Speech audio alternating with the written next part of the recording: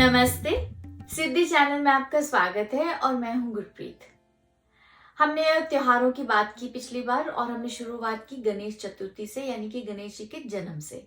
आज हम बात करेंगे माँ लक्ष्मी के जन्म की। माँ लक्ष्मी का व्रत 16 दिन का होता है और ये तकरीबन 4 दिन बाद आता है गणेश चतुर्थी के। ये वीडियो बहुत ज्यादा लंबा ना हो जाए, मैंने इस वीडियो को 4 अलग अलग एपिसोड्स में बांटा है। आज के इस एपिसोड में हम बात करेंगे माँ के जन्म की और उसकी क्या इंपॉर्टेंस है, और माँ के स्वरूप की, माँ का स्वरूप हमें क्या सिखाता है। हमारे दूसरे वीडियो में हम बात करेंगे कि कौन कौन से स्तोत्र जो हैं और मंत्र जो हैं आप कर सकते हैं इस एनर्जी को सोक इन करने के लिए। तीसरा एपिसोड होगा हमारा जहां पर हम अष्ट लक्ष्मी और प्लैनेट्स के बारे में बात करेंगे कि अष्ट लक्ष्मी और प्लैनेट्स का क्या कनेक्शन है, कौन से प्लैनेट्स को ये रिप्रेजेंट करती हैं। और हमारे लास्ट वीडियो में हम बात करेंगे वीनस और मरकरी, यानी कि गणेश जी और लक्ष्मी जी का आपस में क्या कनेक्शन है प्लैनेटरी बेस पे, और किस तरह से इसको हम बैलेंस कर सकते हैं। तो आइए बढ़ते हैं और समझते हैं माँ के जन्म को। देखिए, माँ का जन्म जो था वो समुद्र मंथन के टाइम पर हुआ, ऐसा शास्त्रों में बताया गया है। माँ के जन्म के बाद ही उन्होंने विष्णु जी को अपना पति स्वीकार किया। अब विष्णु जी को ही क्यों स्वीकार किया, ब्रह्मा जी और शिव जी को क्यों नहीं किया? देखिए, ब्रह्मा जी हैं क्रिएटर, वो क्रिएट करते हैं, और किसी भी चीज को क्रिएट करने के लिए आपको किस तरह की एनर्जी चाहिए? आपको चाहिए एक एनर्जी जो आपको नॉलेज दे, विजडम दे। सो हम ब्रह्मा हैं जब हम डिजायर्स और या कुछ हम क्रिएट करते हैं।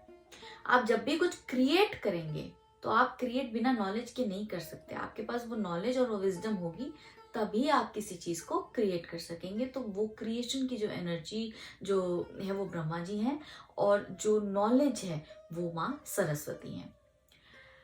एक चीज यहाँ पर प्लीज समझिएगा कि हमारे जितने भी शास्त्र हैं वो एक प्रिंसिपल पे चलते हैं, पॉजिटिव और नेगेटिव। पॉजिटिव और नेगेटिव आपस में मिलेंगे, करंट होगा, तभी वो चीज फंक्शन करेगी। तो यहाँ पर पॉजिटिव नेगेटिव मेल और फीमेल में बताया गया है। आगे बढ़ते हैं। शिव जी को डिस्ट्रक्टर बताया गया है, जो एक साइकिल को खत्म करते हैं। तो जब आप किसी साइकिल को खत्म कर रहे हो वो ज्यादातर अंतर ध्यान में रहते हैं, क्योंकि उनका काम है डिस्ट्रक्शन करने के लिए आपको बहुत ज्यादा कंपोजर चाहिए। किसी भी चीज को फिनिश करने के लिए कोई इमोशन नहीं आना चाहिए। उनके उस इमोशन के साथ जो एनर्जी उनको डील करती है वो है माँ पार्वती। माँ पार्वती अलग अलग रूप लेकर उन इमोशंस को डिस्ट्रॉय करती हैं ताकि शिव जी अपना काम कर सके। तो वो उनकी एनर्जी है जो मेक श्योर करते हैं कि वो भी अपना काम बराबर से कर सके।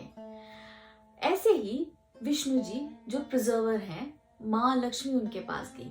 देखिए, हमें किसी चीज की जब टेक केयर करनी होती है तो हमें वेल्थ की जरूरत होती है। और यहाँ पर मैं सिर्फ वेल्थ पैसे की बात नहीं कर रही। यहाँ पर आपको, चाहे आपको वंश आगे बढ़ाना है तो आपको संतान चाहिए, आपको घर को पालना है तो आपको पैसे चाहिए, अगर सबको खिलाना है तो आपको अनाज चाहिए। तो ये सारी अलग अलग तरह की वेल्थ है। वो वेल्थ जो है वो माँ लक्ष्मी विष्णु जी को देती हैं। अब अगर हम इसको ये कहें कि माँ लक्ष्मी उनके चरणों में क्यों है, तो माँ लक्ष्मी उनके चरणों में खुशी खुशी बैठी है। उनके चरणों से, चरणों का यहाँ पर ये मतलब है कि जब आप किसी चीज को करते हैं तो आप अपने पैरों को यूज करते हैं कहीं जाने के लिए। तो आपके पैरों, और आपने देखा होगा कि जब लक्ष्मी माँ के आप पैर कहीं लक्ष्मी माँ का जहाँ फोटो नहीं होगा वहां उनके पैर होंगे। सो पैर इसीलिए ताकि जहां पर भी वो जाए वो शुभता से जाए, है ना, शुभ चीजें हो, घर में खुशहाली है, जैसा भी पैसा आ रहा है, जैसी भी नॉलेज आ रही है, जैसी भी अनाज आ रहा है हमारे घर में, वो हमारे घर में खुशी लेके आ सके, प्रोस्पेरिटी लेके आ सके, अच्छी हेल्थ लेके आ सके। अब अगर यही माँ लक्ष्मी वहां पे गुस्से से बैठी होंगी, या ये कह लीजिए माँ नाराज हो गई एक एग्जाम्पल में कि विष्णु जी ने कुछ अच्छा नहीं किया, उनका इंटेंशन अच्छा नहीं था, उन्होंने किसी का बुरा किया, तो वहां पे माँ लक्ष्मी अच्छे रूप में नहीं आएंगी। हैं तो वहीं पर ही वो, लेकिन वो जिस तरह से आपके घर के अंदर आएंगी तो वो क्या लेके आएंगी? दुख, दरिद्रता, बीमारी, कलेश। पैसा आएगा लेकिन ये सारी साथ में चीजें आएंगी। एक घर में नेगेटिविटी का जो है इफेक्ट रहेगा, और वो पैसा वहीं पर निकलता भी जाएगा। आ रहा है लेकिन निकलता भी जाएगा। सो अब हम समझते हैं माँ लक्ष्मी के स्वरूप को। पहले समझते हैं लक्ष्मी वर्ड का मतलब।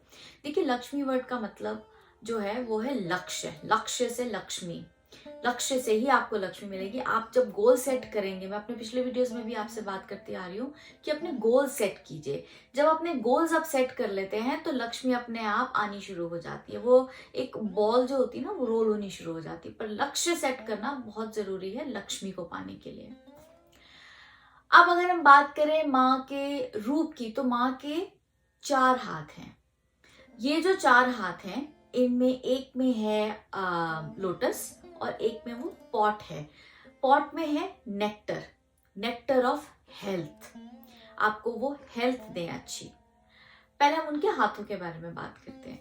देखिए, जो उनके हाथ हैं वो 4 एम्स हैं, 4 फंडामेंटल्स हैं। फंडामेंटल नहीं कहूंगी मैं, यहाँ पे एम्स ही कहूंगी। आपके 4 एम्स हैं जो एस्ट्रोलॉजी में भी मतलब रखते हैं। हमारी एस्ट्रोलॉजी की वीडियो में हम इसको डिस्कस करेंगे। अर्थ, काम, धर्म और मोक्ष, ये चारों का बैलेंस होना बहुत जरूरी है। देखिए, अर्थ और काम और धर्म, ये तीनों तो बिल्कुल साथ साथ चलते हैं, और फिर ये जब तीनों साथ साथ चलते हैं तो आप मोक्ष पाते हैं। मोक्ष का मतलब ये नहीं कि आप अब बिल्कुल मतलब वानप्रस्थ हो गए, नहीं। अर्थ हो गया इंजॉय करना, काम मतलब अपनी डिजायर्स को इंजॉय करना। डिजायर यहाँ पे हम नेगेटिव सेंस में नहीं लेंगे, हम पॉजिटिव सेंस में सोचेंगे कि मुझे शादी करनी है, मुझे घर चाहिए। आप, वो आपकी एक डिजायर है, आप उसको एंजॉय कर रहे हैं, वो उसका अर्थ है।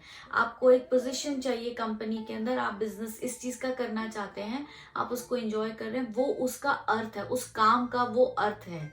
आप वहां तक कैसे गए, वो धर्म है, वो आपके प्रिंसिपल्स हैं। प्रिंसिपल्स होना बहुत जरूरी है, बिकॉज प्रिंसिपल डिसाइड करता है कि सोसाइटी में आपकी स्टैंडिंग क्या है, वो है धर्म। जब इन तीनों को आप मिलाएंगे तो आप मोक्ष की तरफ जाएंगे। देखिए, मोक्ष में एक और चीज बहुत इंपॉर्टेंट है। जैसे जैसे आपकी एज होती है वैसे वैसे आपका स्पिरिचुअल होना, वैसे तो स्पिरिचुअलिटी अगर यंग एज से बच्चों को सिखाई जाए तो उनको काफी अच्छी ग्रोथ देती है, मटेरियलिस्टिकली भी और स्पिरिचुअली भी। बहुत लोग जो हैं वो स्पिरिचुअलिटी को रिलीजन समझते हैं। स्पिरिचुअलिटी और रिलीजन एक नहीं है। स्पिरिचुअलिटी, रिलीजन जो है वो एक सोर्स है स्पिरिचुअलिटी की तरफ जाने का। रिलीजन आपको रास्ता दिखाता है। रिलीजन में बहुत सारे ऐसे पाथवेज हैं, बहुत सारे ऐसे रास्ते हैं जो आपको स्पिरिचुअलिटी की तरफ लेके जाते हैं। स्पिरिचुअलिटी जो है वो अपनी स्पिरिट के साथ जुड़ना, अपने सोल के साथ जुड़ना। जैसे मैं आपको हर बार कहती हूँ, प्लीज अपने साथ टाइम स्पेंड कीजिए। जब आप अपने साथ, जितना टाइम आप अपने साथ स्पेंड करना शुरू करेंगे उतना ही आप स्पिरिचुअल होते जाएंगे। तो स्पिरिचुअल हर एक के लिए अलग मतलब रखता है, लेकिन वो रिलीजन नहीं है, ठीक है।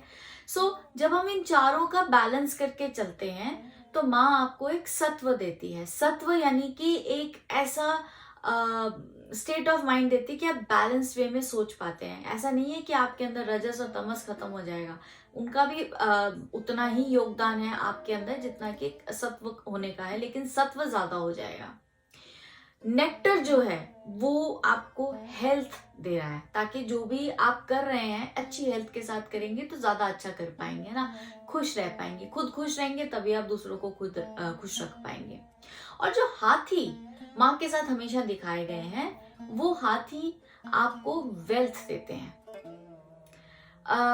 हाथी को नॉलेज के साथ जोड़ा गया है। यहाँ पे एक अच्छी नॉलेज आपको आए और खूब सारी वेल्थ देके जाए, एक बैलेंस तरीके से आप वेल्थ को यूज कर सकें। इस वेल्थ को आप अच्छे से इस साल यूज कीजिए महालक्ष्मी के व्रत पर। मेरी अगली वीडियो में हम बात करेंगे कि किस तरह से मंत्रों से और स्तोत्र से हम माँ को खुश कर सकते हैं, क्या तरीका है उनको पढ़ने का, और कौन कौन से ऐसे स्तोत्र हैं जो हमें पढ़ने चाहिए इस टाइम पे। मैं उम्मीद करती हूँ कि आपको ये मेरी वीडियो अच्छी लगी होगी, और अगर अच्छी लगे तो प्लीज इसे लाइक, शेयर और सब्सक्राइब जरूर कीजिएगा। मुझे बहुत इंकरेजमेंट और सपोर्ट दोनों ही मिलता है। अगली बार तक के लिए नमस्ते।